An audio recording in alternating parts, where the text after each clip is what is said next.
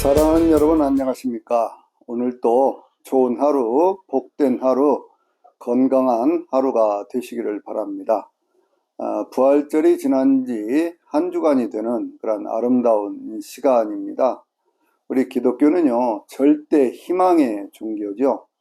예수님을 믿는 사람들에게는요, 절대 절망이 없습니다. 왜냐하면 죽음을 넘어서서 부활하신 예수님을 우리는 믿고 있기 때문에 그런 것입니다.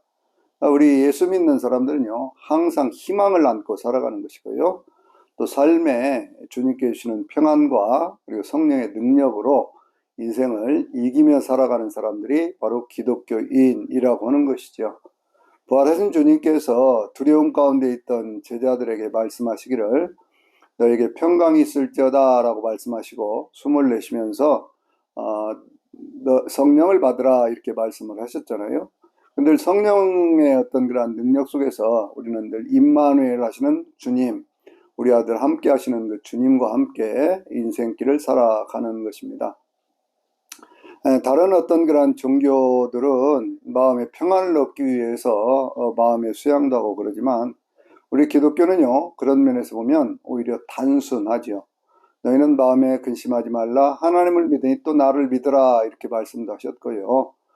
아무것도 염려하지 말고 오직 모든 일에 기도와 간구로 너희 구할 것을 하나님 앞에 감사함으로 아뢰라. 그리하면 모든 지각에 뛰어나신 하나님의 평강이 너희의 마음과 생각을 지키시리라 라고 말씀했습니다. 그래서 우리 기독교인으로 살아간다고 하는 것은 부활하신 주님께 주시는 부활 생명으로 살아가는 것이죠. 오늘 또 희망차게 하루를 또 앞으로의 인생들을 살아내는 또 살아가는 저와 여러분이 되시기를 바랍니다. 오늘부터는요, 잠언서에 있는 말씀을 보려고 그러는데요. 우리가 그 성경에서 지혜문학 그렇게 얘기를 하면 구약에서는 5권, 신약에서는 1권의 책을 되게 얘기를 하거든요. 욥기, 시편, 잠언, 전도서, 아가서, 이 구약에 있는 5권의 책이고요. 신약에 있는 그러한 말씀 가운데는 야고보서를 우리가 지혜문학이라고 이렇게 얘기를 합니다. 또 어떤 분들은요, 여기에서 그 시편이라든지 아가서를 제외하고 욥기서, 잠언, 전도서, 그리고 신약의 야고보서 이 4권의 책을 이 지혜문학에 속한 것으로 이렇게 말씀을 합니다. 지혜문학이라고 하는 것은 뭐냐 그러면 인생에 있는 다양한 삶의 문제들에 대한 해답을 하나님께 주시는데 그 하나님이 주시는 그 은혜의 말씀들을 통해서 삶을 슬기롭게 아름답게 건강하게 살아갈 수 있는 그 비결을 가르쳐 주는 것이 바로 이 지혜문학의 가장 큰 특징인 것이죠. 지난주까지는 제가 이 시편에 있는 7편의 말씀을 통해서 시편을 묵상을 했는데 이제 오늘부터는요, 잠언이 전체가 31장인데 3번에 걸쳐서 이 말씀들을 나누어서 함께 묵상해 가면서 이 말씀들을 생각해 보면서 함께 하나님의 은혜를 나누도록 그렇게 하겠습니다. 이 잠언은 특별히 이 솔로몬의 잠언 이렇게 알려져 있잖아요. 다윗의 아들 이스라엘 왕 솔로몬의 잠언이라 이렇게 표제어가 이렇게 되어 있거든요. 그래서 되게 이제 솔로몬 한 사람으로 이렇게 되어지는 것으로 많은 사람들이 생각을 하지만 이 잠언에 있는 그러한 말씀들은요, 솔로몬이 했던 그러한 잠언의 내용들 뿐만 아니라 대표적인 것이 아굴이라고 하는 사람이 쓴 그 잠언도 있어요. 30장에.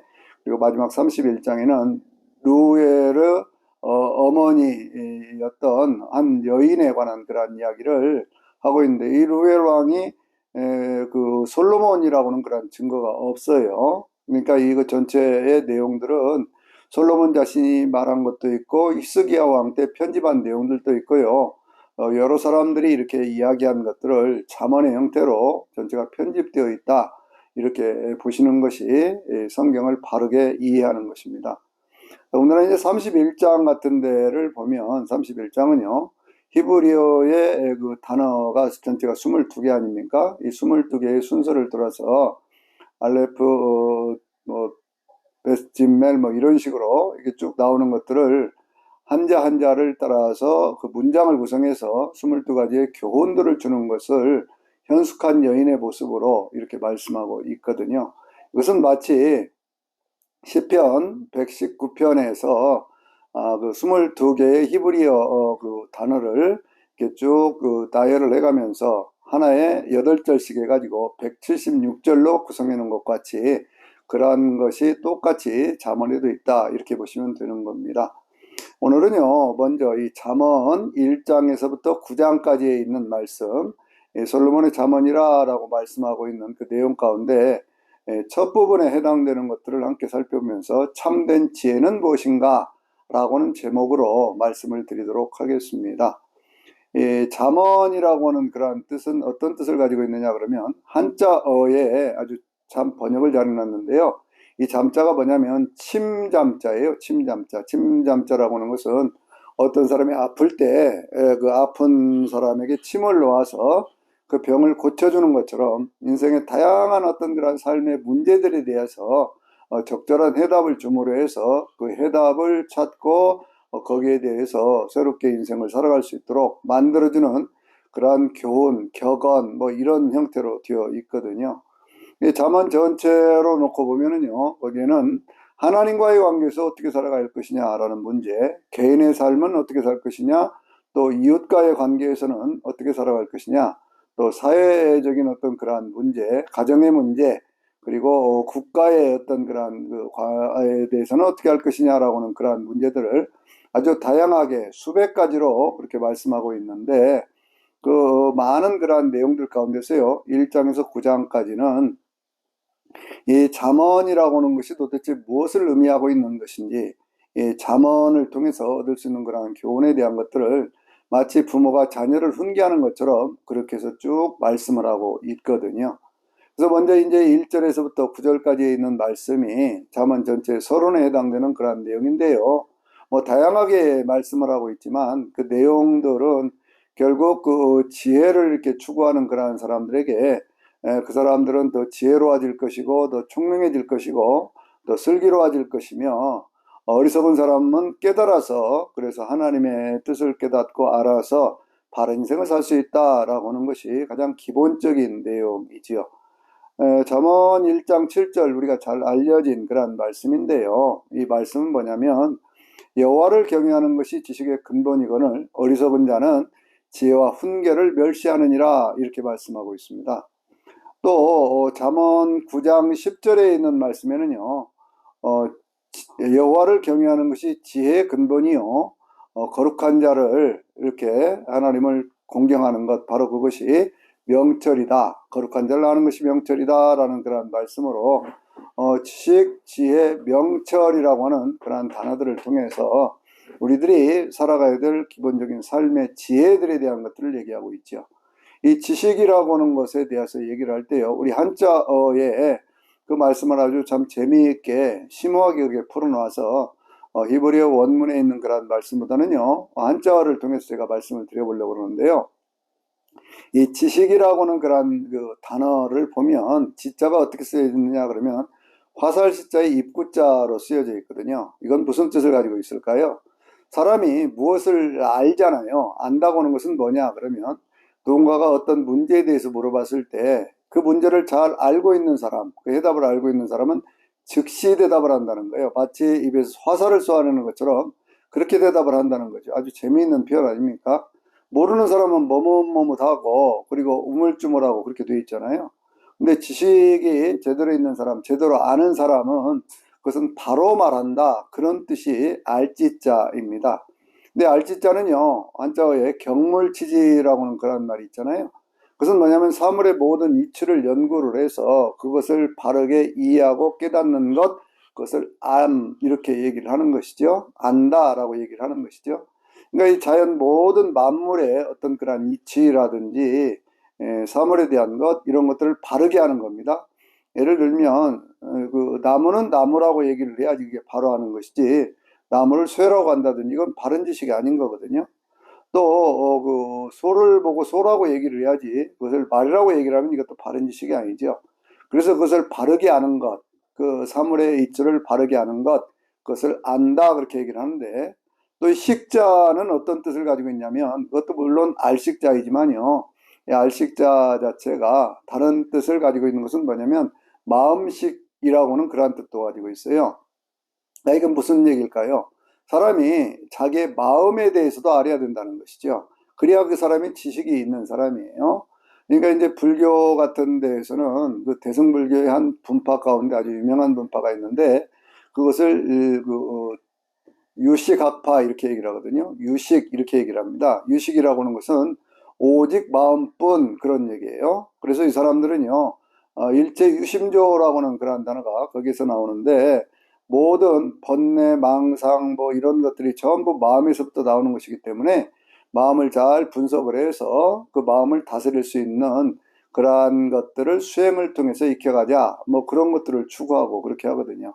어쨌든 간에 지식이라는 것이 뭐냐 그러면 우리 인간이라고 하는 것이 자기의 어떤 육체에 대해서 알 뿐만 아니라 자기 안에 있는 마음에 대해서도 그걸 잘 알아야 그리고 사물에 대한 것들도 이해를 하고 인간 개인에 대해서도 알 수 있어야 인간에 대한 이해도 있어야 그 사람을 지식이 있다 이렇게 얘기를 하는 것이죠. 그런데 그 모든 근본은 뭐라고요? 여호와 하나님을 아는 것입니다. 이 사물의 모든 것들을 누가 만드셨을까요? 하나님이 만드셨기 때문에 그 하나님에 대해서 알아야 이 모든 자연 만물도 알게 된다. 이렇게 말씀하고 있는 겁니다. 이 지식의 어떤 그런 차원에서 생각을 해보면요. 제가 지난주에 이런 생각을 한번 해봤습니다. 이 과학자들이 얘기를 할 때요. 우리 그 모든 우주라고 하는 생각이 생겨나는 것이 한 138억 년 전에 생겨났는데 근데 이 지구라고 하는 것을 포함한 모든 우주의 크기는 930억 광년 그런 크기다 그렇게 얘기를 하거든요. 빛이라고 하는 속도로 1년을 가는 것을 1광년이라고 얘기를 하는데 138억 년 전에 생긴 이 우주가 전체 크기가 930억 광년이라고 이렇게 얘기를 한다는 것은 그것은 대개 그 어떤 그 빛의 속도보다도 훨씬 한 3.75배 정도 되더라고요. 계산해 보니까 그런 정도의 속도로 더 빨리 팽창해 가고 있다 그런 얘기 아니겠어요? 이 참 놀라운 얘기입니다. 그래서 이제 그것을 다시 한번 계산을 해봤습니다. 어떤 계산을 해봤냐면요. 빛의 속도를 계산을 해보니까 하루가 86,400초인데 1초가 30만 킬로잖아요. 그걸 계산을 해보니까요. 대개 그게 한 260억 킬로미터 정도가 되더라고요. 그런데 260억 킬로보다도 한 4배 정도 되는 그러한 것이라면 최소한도 그 1000킬로 이상 되는 것 아니겠습니까? 1000킬로라고 그러면 1000억 킬로예요. 1000억 킬로.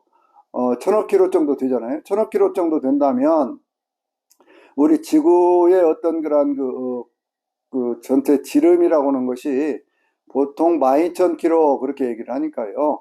그러니까 1000억 킬로 정도 된다고 하면 이 지구라고 하는 것들이 전체적으로 그 안에 들어갈 수 있는 그런 공간이 얼만큼 되느냐 그러면요. 수천만 개가 들어갈 수 있는 그러한 그 공간들이 날마다 생기고 있다 그런 얘기거든요. 여러분 이런 생각 한번 해보셨습니까? 이 얼마나 참 놀라운 그런 얘기입니까? 과학자들이 그 이야기하는 것만 보더라도 지금도 창조는 계속되고 있는 사건인데 그러한 사건 속에서 우리가 살고 있는 이 지구와 같은 것들 이 얼마나 넓고 광활하다고 우리는 생각을 합니까? 그런데 이러한 것들이 최소한도 뭐 1000만 개 이상이 들어갈 수 있는 그러한 공간들이 날마다 생겨나고 있고 그것이 날마다 이렇게 커져가고 있다라고 생각해 보면 하나님의 창조가 아니면 도저히 설명할 수 없는 바로 그와 같은 것들이다. 우리는 이렇게 이해할 수 있는 것이죠. 그 가운데서도요, 우리 인간이라는 것이 얼마나 참 소중한 존재냐, 저와 여러분의 인생이 얼마나 소중한 존재냐, 그러면 우리 인간을 만들 때 하나님은 하나님의 형상과 모양으로 만들었다. 그렇게 말씀하잖아요. 이 광활한 우주, 지금도 계속해서 커져가고 있는 우주 가운데 하나님의 형상과 모양을 닮아서 창조된 존재가 어디가 있겠습니까? 그만큼 우리 인간이라고 하는 존재는요, 소중하고 귀중한 존재, 저와 여러분의 인생이라고 하는 것은 그렇게 정말로 소중한 그러한 존재라고 하는 것을 우리는 꼭 깨달아 알아야 됩니다. 그래야 자기의 인생을 그만큼 더 소중하게 생각하고 살아갈 수가 있는 것이죠.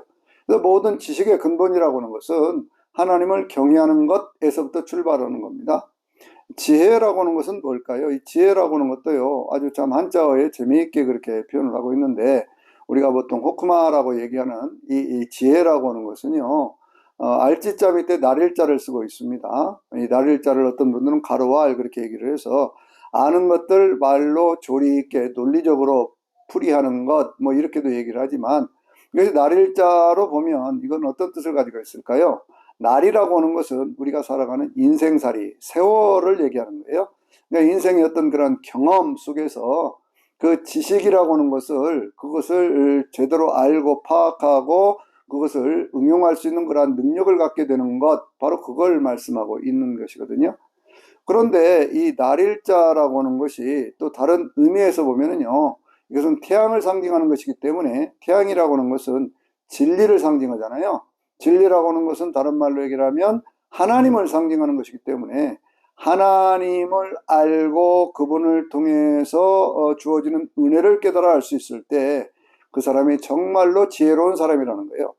해자라고 하는 것이 지혜로울 해자인데, 이 지혜로울 해자는요 아주 복잡하고 그런 여러 가지 엉클어진 것들을 아주 조리 있게 잘 정리하는 그러한 능력, 바로 그걸 말씀하고 있습니다. 그러니까 인간이라는 존재가요, 주변에 있는 모든 사물들을 할 때 하나님을 경외하는 법, 하나님을 두려워한다고 하는 것이 아니라 하나님을 존경하고 하나님의 자녀로 사는 그 인생을 살아가게 될 때 인간은 세상 모든 만물의 사물의 이치를 깨달을 뿐만 아니라 복잡하고 꼬여있건 그런 문제들도 잘 정리해낼 수 있는 그러한 능력 있는 사람이 된다, 그런 얘기예요. 그래서 성령님에 대해서 얘기를 할 때 우리는 지혜와 계시의 영, 이렇게 말씀하잖아요. 계시라고 하는 것이 다른 말로 얘기하면 명철과 같은 겁니다. 명철이라는 말은 그 말 그대로 밝게 깨달아 안다, 그런 얘기 아니겠어요?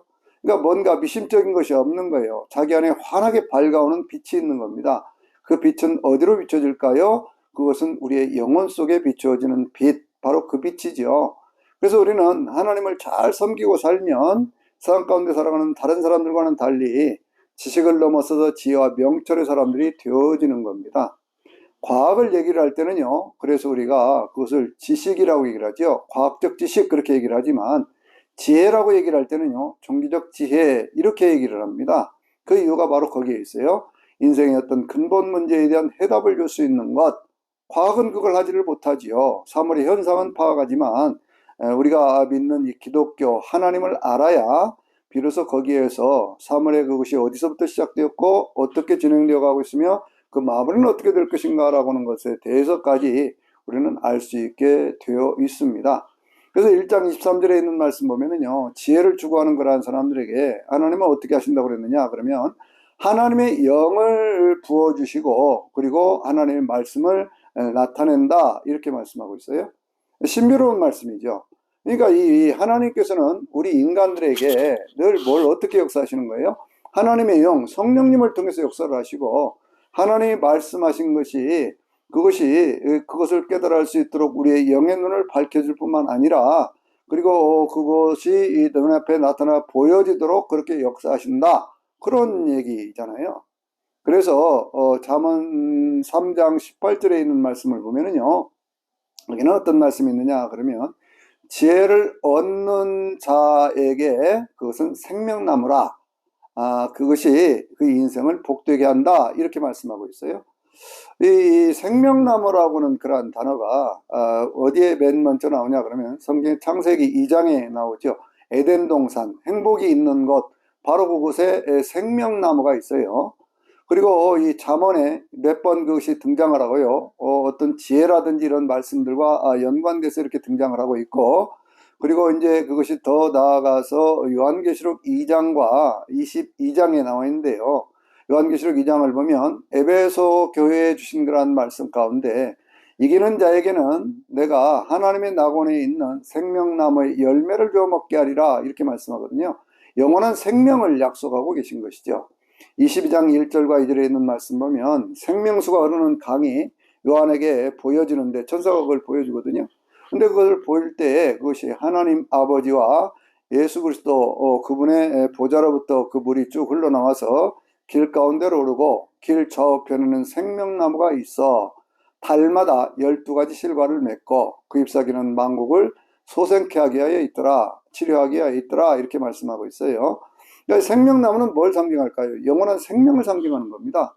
그러니까 이 생명나무가 있는 곳, 바로 그곳에는 뭐가 있어요? 에덴 동산과 같이 그것은 행복이 있고, 그리고 생명나무가 있는 곳, 바로 그곳에는 영원한 생명, 영생이 있다라고 하는 것을 우리에게 말씀하고 있는 겁니다. 지혜라고 하는 것이 바로 그런 것이다 그 얘기죠.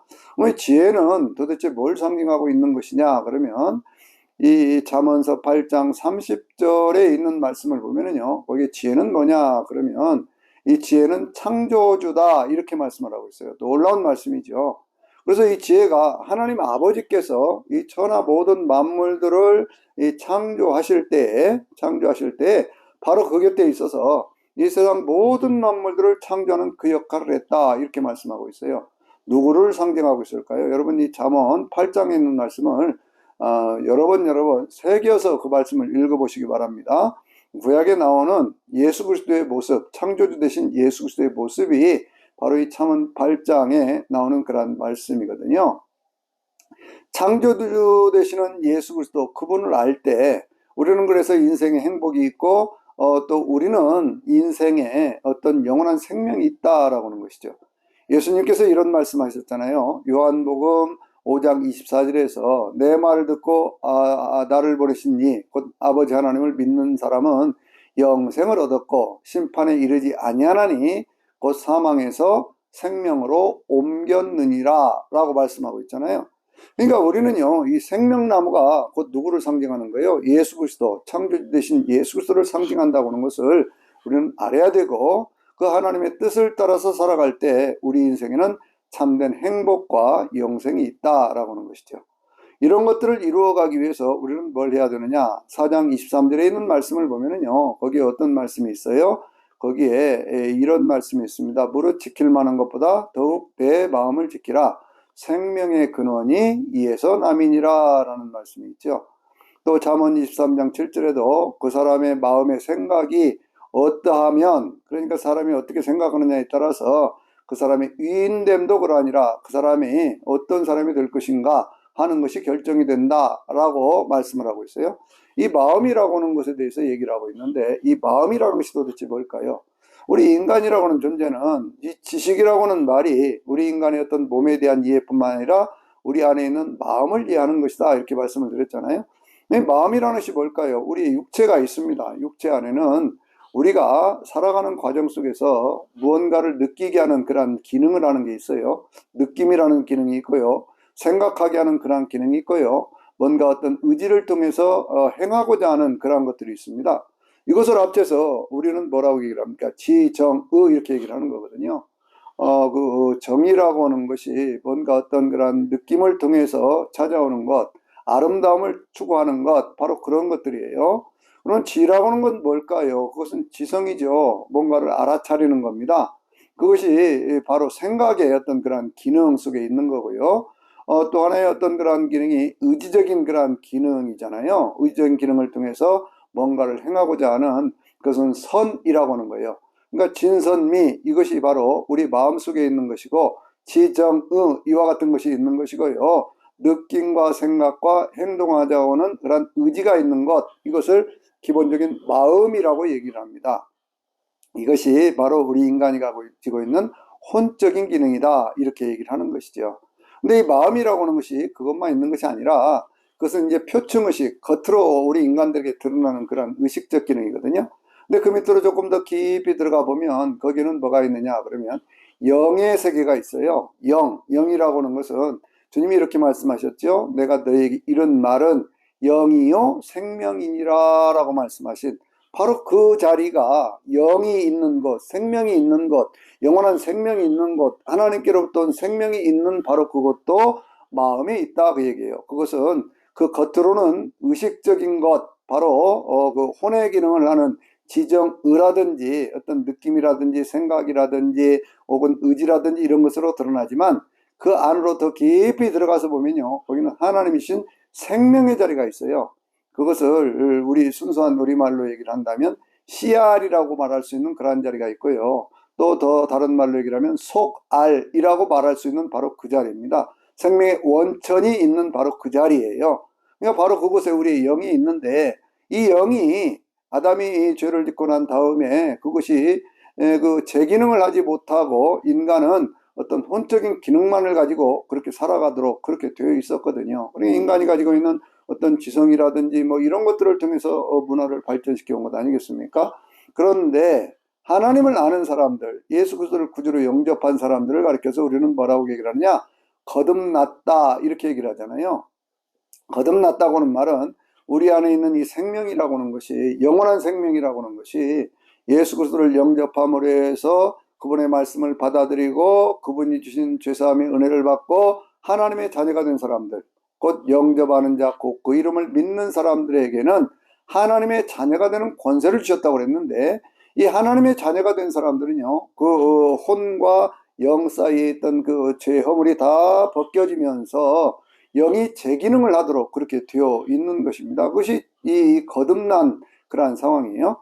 그래서 주님께서 니고데모가 내가 어떻게 하나님 나라를 볼 수 있겠습니까? 라고 얘기를 했을 때, 네가 물과 성령으로 거듭나지 아니하면 내가 하나님 나라를 볼 수 없다라고 얘기를 했잖아요. 그러니까 이 하나님 나라, 곧 하나님을 알고 하나님의 통치를 받아들이는 바로 그것은 우리의 영적인 그러한 기능인데요. 그 영적인 기능과 혼적인 기능을 합쳐서 우리는 영혼 이렇게도 얘기를 합니다. 그런데 데살로니가전서 5장 23절에 있는 말씀 보면 그리스도 예수의 날까지 너희의 온 영과 혼과 몸이 온전히 보존되기를 원한다 라고 말씀하고 있잖아요. 우리의 육체, 우리의 마음속에 있는 혼적인 기능, 그리고 그 안에 있는 영원한 생명이라고 하는 것이, 그것이 온전히 하나님을 섬길 수 있도록 되어지는 것, 바로 그것이 거듭남의 상태 속에 있는 인간이라고 하는 것이죠. 우리는 이것을 잘 알아야 됩니다. 그래서 기독교인으로서 예수 그리스도를 영접했다고 하는 것은 뭐냐? 그 안에 있던 생명의 원천이 되었던 바로 그 자리에서 우리는 누구를 만나요? 하나님의 영이신 성령님을 만나게 되는 거예요. 거기에서 바로 성령님을 영접하게 되는 것이거든요. 그래서 성령께서는 어떻게 역사를 하십니까? 로마서 8장에 있는 말씀을 보면은요, 이런 말씀 있잖아요. 8장 1절과 2절에 있는 말씀 보면, 그러므로 이제 그리스도 안에 있는 사람들에게는 결코 정죄함이 없나니 이는 생명의 성령의 법이 죄와 사망의 법에서 너를 해방하였음이니라 라고 말씀하고 있어요. 그러니까 이제 그리스도 안에 있는 사람들, 지금 그리스도 안에 있는 사람들, 그런 뜻 아니겠어요? 그러니까 저와 여러분은요, 지금 어디에 있는 사람들이에요? 예수 그리스도 안에 있는 사람들이기 때문에 생명을 주시는 성령이 우리의 삶에 있어서 모든 죄 때문에 찾아온 죽음이라고 하는 그것을 거두어가 버렸기 때문에 우리는 해방된 존재, 바로 그와 같은 존재로 사는 것이거든요. 그리스도의 영이 없으면 하나님의 사람이 아니라고 그랬잖아요. 그러니까 우리 안에 있는, 우리 마음속에 있는 어떤 지성적이고 어떤 의지적이고 감성적인 것을 넘어서서 하나님이 주시는 생명이 온전히 되살아나서 하나님을 찬양할 수 있는 그러한 존재가 되어졌을 때, 그럴 때 우리는 하나님의 자녀로서 비로소 인생을 바르게 살아가는 것이다 라고 하는 거예요. 예수님이 이런 말씀도 하셨습니다. 사마리아 여인에게 얘기를 하시면서요, 뭐라고 말씀하셨냐면, 하나님께서는 참으로 예배하는 자를 찾으시나니 라고 말씀하셨죠. 어떻게 예배하라고 그랬어요? 영과 진리로 예배할지니라 그랬어요. 영이 예배하는 겁니다. 우리의 영이, 생명의 그 원천 영원한 생명을 가진 바로 그 존재, 생각도 하고, 그리고 그 모든 것들을 지도해가는 그것은 누구로부터 되어지는 거예요? 성령께서 함께 하실 때, 성령이 역사를 하시는 거거든요. 그럴 때 그 성령의 어떤 그런 은혜 가운데서 우리의 영이 진리, 곧 예수 그리스도를 통해서 예수 그리스도께서 가르쳐준 말씀을 인도함을 받아서 하나님을 경외하고 하나님을 찬양하고 하나님을 예배하는 것, 바로 그것이 참된 예배라고 하는 거예요. 이런 측면에서 보면요, 세상 가운데 살아가는 사람들 가운데는 어떤 사람은 자연 생명으로만 살아가는 사람이 있어요. 육체적인 본능에 따라서 행하기 때문에 늘 어떤 욕망을 벗어버리지 못하는 그러한 사람들이 많이 있습니다. 그런데 하나님의 은혜를 받은 사람들은요, 그 욕망의 세계를 넘어서거든요. 왜? 영이 살아있기 때문에 그렇습니다. 영이 살아있기 때문에 어떤 자기의 필요한 것들은 구하지만 필요 이상의 탐욕을 부리지 않는다라고 하는 것은 바로 그 영이 살아있기 때문에 하나님의 은혜를 알기 때문에 그런 거예요. 그래서 그리스도 예수를 죽은 자 가운데 살리신 하나님의 영이 너희 안에 가시면 그 예수 그리스도를 죽은 자 가운데 살리신 하나님의 그 능력으로 너희의 죽을 몸도 살리시리라 라고 말씀하고 있잖아요. 우리의 육체적인 이 모든 몸들을 벗어버릴 때 우리가 영원한 몸으로 사는 것, 그것은 바로 예수 그리스도께서 우리의 삶을 놓고 말씀을 하실 때 이제 후련히 변화하게 될 터인데 그때는 썩을 것은 썩지 않을 것으로 죽을 것은 죽지 않을 것으로 다시 산다라고 말씀을 하셨어요. 또 고린도전서 6장 17절에 있는 말씀 보면은요, 아주 신비한 말씀이 있는데 주와 합하는 자는 한 영이라 그랬습니다. 성령님이 우리 안에서 온전히 역사를 하시기 시작하면요, 우리의 영과 하나님의 영, 성령님은 나눠지는 영이 아니에요. 그래서 성령님께서 우리의 영과 더불어 우리가 하나님 아버지를 아버지라고 부를 수 있도록 이렇게 만들어 주신다고 그랬잖아요. 왜 우리가 하나님을 아버지라고 자신 있게 말할 수 있습니까? 왜 고백할 수 있습니까? 그건 영이 깨어나서 다시 재기능을 하면서 하나님을 예배할 수 있는 그런 존재가 되어졌기 때문에 그런 것이에요. 그러니까 여러분들 무릇 지킬 만한 것보다 더욱 내 마음을 지키라 그랬잖아요. 로마서 12장에 있는 말씀 보면요, 그러므로 너희는 마음을 새롭게 해서, 그렇게 해서 뭐라고 그랬어요? 하나님의 선하시고 온전하시고 기뻐하시는 뜻이 무엇인가를 분별하도록 하라라고 말씀하셨고, 너희 몸으로 하나님이 기뻐하시는 거룩한 산 제사를 드리라. 이것이 하나님 앞에 드릴 영적 예배니라 그랬잖아요. 그러니까 하나님의 인도함을 받는 사람들은요, 늘 자기 안에 있는 영의 상태를 점검을 합니다. 그 영은 하나님 앞에 구원받은 영이기 때문에 그 에베소 1장 13절에 있는 말씀 보면은요, 이렇게 말씀하고 있잖아요. 너희가 구원을 복음을 듣고 믿을 때에 하나님의 성령께서 너에게 인을 치셨다 그 얘기예요. 인을 쳤다고 하는 것은 딱 하나님께 책임져신다는 얘기예요. 하나님의 손 안에 있다는 겁니다. 하나님의 품 안에 있다는 겁니다. 그러니까 저와 여러분의 영은요, 죽지 않는 영, 쇠하지 않는 영이에요. 그래서 어디입니까? 요한계시록 11장에 보면 하나님 세상 모든 것들을 심판하실 때 보면요, 죽은 자들을 심판하시고 라고 말씀하고 있어요.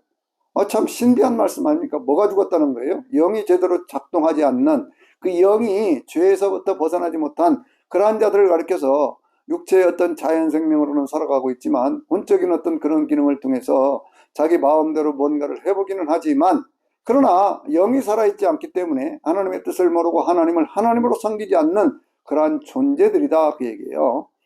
인간들이요, 어떤 지식을 가질 때도 그 지식이 굉장히 뛰어난 그런 사람들이 있죠. 오늘날 우리 한국 사회만 하더라도요, 지식적으로 굉장히 뛰어난 사람들이 많이 있습니다. 그러나 지혜가 없는 사람들이 많아요. 무슨 얘기냐 그러면 얼마 전에 어떤 그런 대통령이 비상계엄을 선언하면서 뭐라고 얘기했습니까? 계엄은 대통령의 어떤 통치의 어떤 그런 권한 가운데 하나다라고 얘기를 하면서 이것은 고유한 대통령의 권한이다 그렇게 얘기를 하면서 했잖아요. 이 사람은요, 법에 대한 지식은 굉장히 많은 사람이지만 그 법을 어떻게 적용해야 되는가에 대해서는 지혜가 없었던 그런 사람 아닙니까? 또 그렇게 해서 그 사람이 계엄을 해서 그게 잘못되었다고 감옥에 가둬놨더니 법기술을 부려서 어떤 판사가요, 그 날짜로 계산하지 말고 시간으로 계산해라, 그렇게 해서 잘못되었다 그러면서 풀어줬잖아요.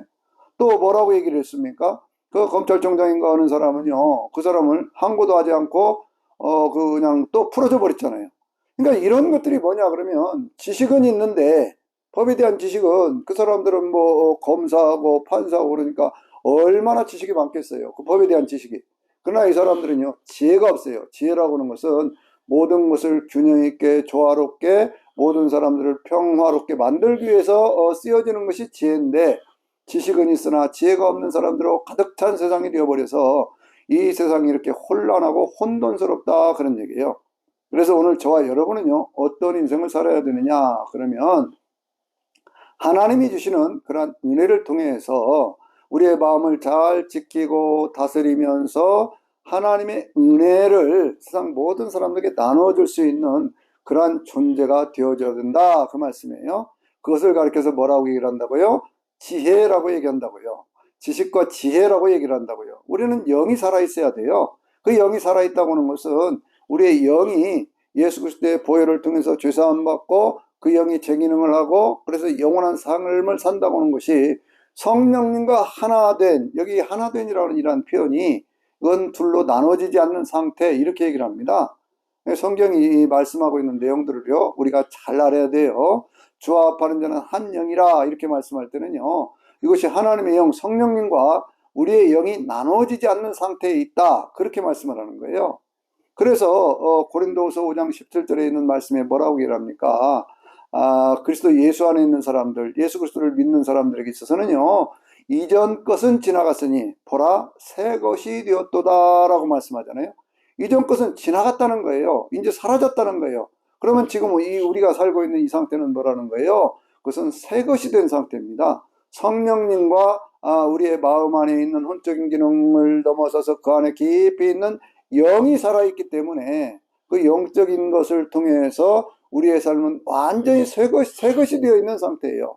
새 것이 되어 있는 상태입니다. 이 새 것이 되어 있는 사람들이 날마다 하루하루를 새로운 인생을 살아가게 되어지는 것이죠. 여러분, 하나님을 경외하는 것이 세상에 있는 어떤 그 지식보다도 귀한 겁니다. 세상에 있던 그런 지혜는요, 간교한 지혜가 있어요. 간교한 지혜라는 것이 뭐냐 그러면 사단이 가지고 있는 지혜라고 하는 것은 간교한 지혜죠. 사단이 처음부터 등장하기 시작할 때, 에덴 동산의 뱀의 모습으로 시작할 때, 그때 성경이 뭐라고 말씀하냐면 사탄, 이 뱀이라고 하는 것이 하나님이 지으신 피조물 가운데서 가장 간교한 자더라 이렇게 말씀하고 있거든요. 하나님의 지혜가 아니에요. 간교한 지혜입니다. 이 간교한 지혜를 가진 사탄이 하는 일이 무엇일까요? 그것은 바로 이 요한복음 10장 10절에 있는 말씀처럼 도적질하고 죽이고 멸망시키는 것뿐이요 그랬어요. 그것만 하는 거예요. 그러나 하나님의 아들이 나타난 것은 생명을 얻게 하고 더 풍성히 얻게 하려 함이라 그랬잖아요. 도적질한다. 뭘 도적질할까요? 우리 육체에 있는 모든 것들, 우리의 재물이라든지 우리의 지식이라든지 우리의 건강이라든지 하여튼 우리 가운데 행복할 수 있는 모든 것들을 도적질하는 것이 그것이 사단의 역사입니다. 그런가 하면요, 마음에 낙심을 가져와요. 마음을 절망을 자꾸 끌어갑니다.